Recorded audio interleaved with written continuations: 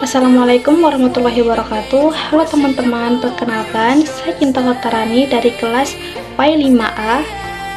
Video ini dibuat untuk memenuhi tugas mata kuliah Teknologi Pendidikan yang diampu oleh Ibu Ismatul Naula.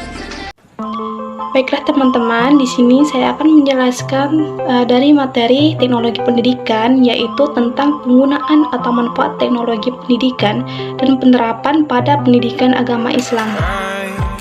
Baiklah, yang pertama saya akan menjelaskan terlebih dahulu tentang pengertian dari teknologi pendidikan.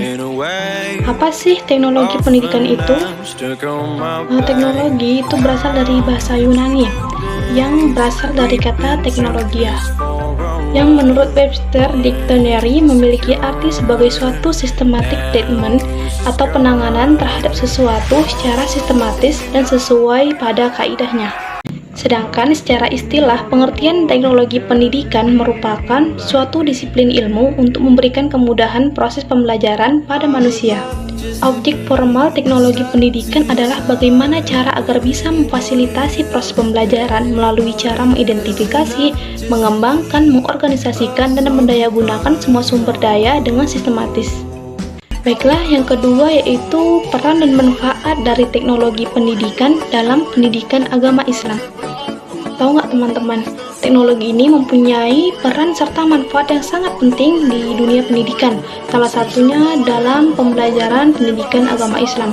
Baiklah, yang pertama kita akan membahas dari peran-peran teknologi dalam pendidikan agama Islam. Yang pertama yaitu menyediakan fasilitas yang berkualitas baik bagi peserta didik maupun pendidik.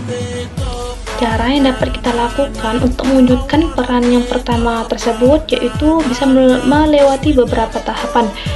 Tahapan yang pertama yaitu perencanaan yang dapat berupa pemilihan teknologi yang cocok diterapkan dalam pembelajaran. Baiklah, tahapan yang kedua yaitu tahapan pelaksanaan. Pada tahapan ini, pendidik dapat merealisasikan penggunaan teknologi dalam pembelajaran yang sebelumnya sudah menentukan teknologi apa yang cocok yang akan kita gunakan. Baik, tahapan yang ketiga yaitu dilakukannya evaluasi.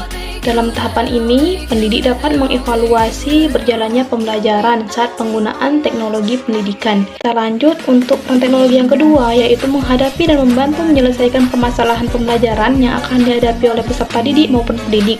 Kemudian peran teknologi yang ketiga yaitu dapat menolong pendidik dalam kegiatan belajar mengajar agar lebih efisien. Selanjutnya, peran teknologi yang terakhir, yang keempat, yaitu dapat menghasilkan inovasi-inovasi di dalam dunia pendidikan agama Islam. Selanjutnya yaitu manfaat dari perkembangan teknologi dalam pendidikan agama Islam. Manfaat yang pertama yaitu teknologi dapat membantu peserta didik maupun pendidik dalam melaksanakan kegiatan pembelajaran. Selanjutnya, manfaat dari teknologi yaitu teknologi mampu memberikan kemudahan dalam mengakses berbagai macam literasi seperti e-book, jurnal, paper, maupun informasi lainnya yang berhubungan dengan pembelajaran. Kemudian manfaat yang lainnya yaitu dengan adanya teknologi diharapkan mampu menolong para pendidik dalam menciptakan sebuah media pembelajaran yang lebih menarik lagi sehingga tidak terkesan monoton. Baiklah, yang ketiga kita akan membahas tentang penerapan teknologi pendidikan pada pendidikan agama Islam. Baik teman-teman, penerapan teknologi yang pertama yaitu teknologi berbasis visual, yaitu media yang dalam penerapannya mengutamakan indera penglihatan yang mana bertujuan untuk menarik perhatian para peserta didik. Baik, contoh implementasi teknologi berbasis media visual ini yang digunakan dalam pembelajaran pendidikan agama Islam yaitu misalnya penggunaan foto, poster, atau peta yang berhubungan dengan pembelajaran Islam. Baik, peran teknologi yang kedua yaitu teknologi berbasis audio, yaitu media yang dalam penerapannya mengutamakan indera pendengaran. Contoh teknologi berbasis audio ini digunakan atau diaplikasikan pada pembelajaran pendidikan agama Islam yaitu dalam penggunaan radio, tape recorder, atau speaker dalam menyampaikan materi pendidikan agama Islam.